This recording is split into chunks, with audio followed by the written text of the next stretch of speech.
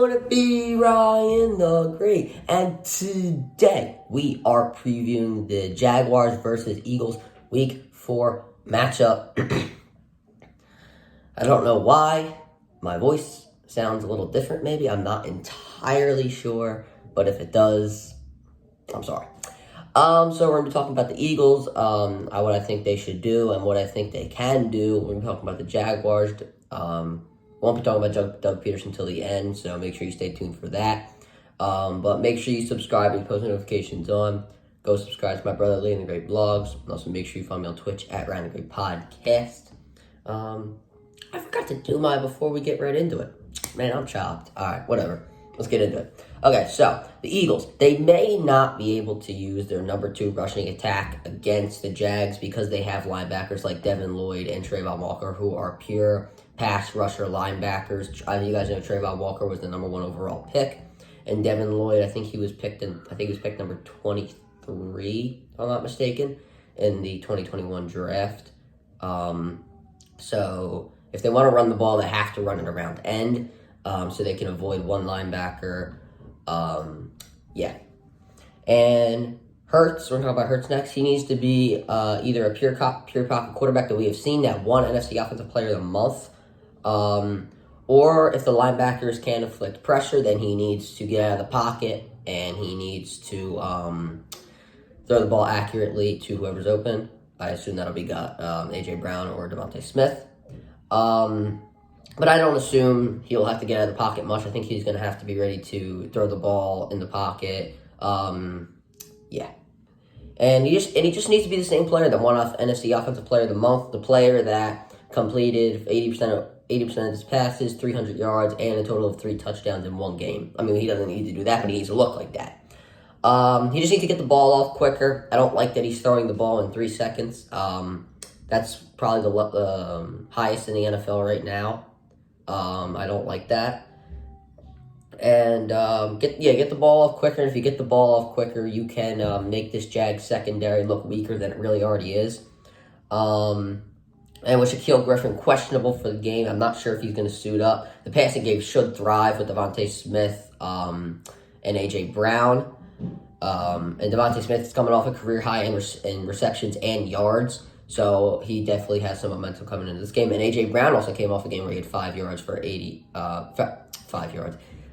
receptions for 80 yards and a touchdown. And then you try to get Goddard the ball because the Jags linebackers are more of rushing linebackers. They're not really passing linebackers. So I think Goddard can get involved in a great way. Line him up in the Y so they won't expect him to go out for a reception. And also maybe he can do like chip blocks on guys like Trayvon Walker and Devin Lloyd. I don't know. We'll see.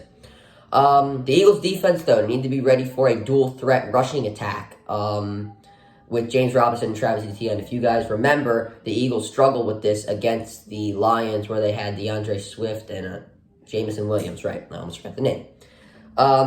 Robinson is seventh in the NFL in rushing attempts, so you have to be ready for Robinson to carry the ball a lot. Or they could feature screen passes. I know against the Colts they were featuring more of a short game, so I think they could do that against the Eagles. So shut this down early, so they're forced to throw the ball. And if you make them throw the ball, inflict some pressure on Trevor Lawrence. While the Jags do have a decent receiving core, I think Trevor Lawrence can definitely make it work. And he showed a lot of improvement from last season, where he wasn't really. I don't even know if he was a top 3. Performance quarterback. He probably was, but it wasn't anything special. And I don't expect the defensive line to have 9 sacks, but they could show some glimpse of that, especially with offensive tackle Coy Van Lanen out with injury. I expect the edge rush with Hassan Reddick to be better from last week. I know he was one of the guys that really didn't inflict that much pressure. While he did a strip sack, he was kind of getting shut down a little bit. It was either one play he was doing great, one play he would be shut down. Balance it out. Well, I guess that is balanced, but I don't know, inflict pressure. Okay, just inflict pressure. The secondary is probably shut down. The receiving core, I assume Slay will be covering Christian Kirk, who's probably their best receiver currently. But he's not amazing. He's not like A.J. Brown or Devontae Smith. And if Slay could shut down Justin Jefferson and Terry McLaurin, I assume that he'll be able to absolutely shut down Christian Kirk. So, yeah, I don't expect the Jags receiving core to do anything that amazing. Now we'll move on to the Jags and what I think they need to do to win. The Jags have to dominate on the ground, especially when the Eagles struggled against the dual rushing attack, as I said earlier. The offensive line, though, does have its work cut out for them, especially with the Eagles looking like they were going to break the all-time game sack record. I think they had, 4 in the first half, and I think the record is 15. Actually, I think the Eagles hold that record. Me and Shizzle looked it up. The all-time sack record's 14 or 15. It was set by the Eagles in the 1950s. I don't know.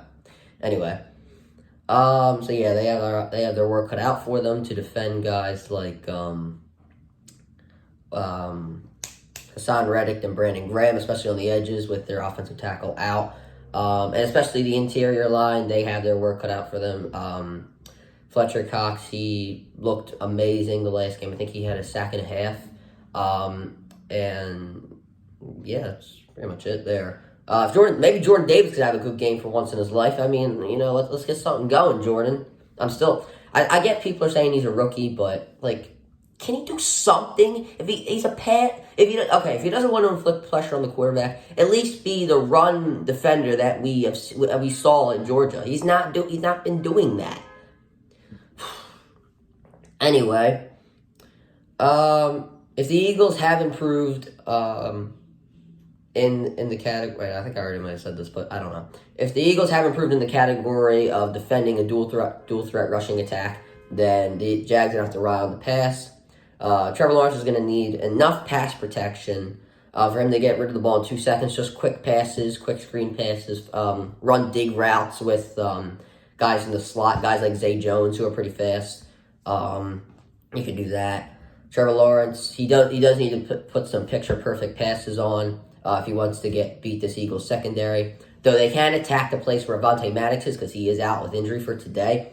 So attack the nickel a lot because of Avonte Maddox's injury. I almost said Devontae Smith. If Devontae Smith was injured, I don't know what I'd do. Anyway, defense needs to shut down absolutely everything to win. They need to shut down the rushing attack. They need to shut down the passing attack. They need to shut down Hurts' rushing attack. Everything needs to be shut down because if the Eagles get one thing going, we have seen this in the past 3 games. If the Eagles get one out of the 2 things going, or one out of the 3 things going, whether that be Hurts' rushing attack, the passing game, or the rushing attack, we saw the passing game work in the Lions game. We saw Hurts' legs and Hurts' passing game work in the game against the Vikings, and then we saw the passing attack work against the Commanders. So if they get one thing going, the Eagles, the Jags are completely finished.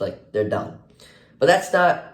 they need a miracle, though. They need to shut down Brown and Smith. That is a complete miracle. But also, even if they find a way to shut one of them down, which I highly doubt will happen, they also have to watch out for guys like Goddard, who could have a great game. Because as I said earlier, their linebackers they're pretty much rushing linebackers.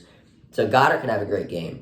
And guys like Watkins, too. He drew 2 pass interference calls the last game when the Eagles needed him very early.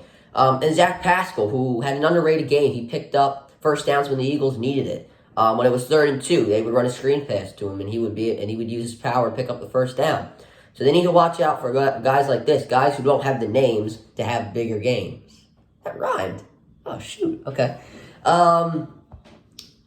That's pretty much it for that, though. I think the Eagles will start slow, especially with the rain coming down. Fun fact, I was actually supposed to go to the game today, but we heard it was going to rain because of the hurricane.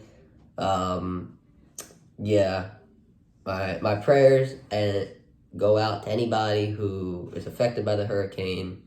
Yeah, what are you going to do? It's a sticky situation, but the Eagles, yeah, I don't think they'll start off pretty strong because of the rain, but I think they'll pick it up in the second quarter, like what they normally do. We saw that in games like the Lions and the Commanders. So yeah, I think that they'll dominate pretty later into the game. Well, second quarter, but that's not later. But you know what I mean. I hope the Eagles fans do cheer Doug Peterson, especially with the Super Bowl win, and the fact that he should still be our coach in the first place. Listen, I'm growing on Sirianni. I'm not entirely sold yet. I just think the team is really good. But yeah, I really do hope that they cheer him. I expect they'll cheer him. If I was there, I'd cheer him. I love Doug Peterson. I don't care what anybody says. No matter what coach the Eagles ever hire, he will always be my all-time favorite coach because he was really the first coach that I ever really knew. But I started watching football in 2016, something like that. He was him. He was him to me. He was the only coach I really knew, other than Belichick, obviously. But you know what I mean. Yeah. So. My final score predictions, I have the Jags 9, the Eagles 27. I expect the Eagles to dominate. I don't expect them to run up the score, especially with the rain coming down. But I expect the defense to shut down Trevor Lawrence. And I hope they would improve on the dual rushing attack. I assume they watched that in the film room and game plan for that. So yeah, I think the Eagles will dominate this game. Yeah. Alright guys, that's going to do it for this video. Make sure you subscribe with post notifications on. Go subscribe to my brother, Ryan the Great Vlogs. Also, make sure you follow me on Twitch at Ryan the Great Podcast. And as always, Ryan the Great out. Peace.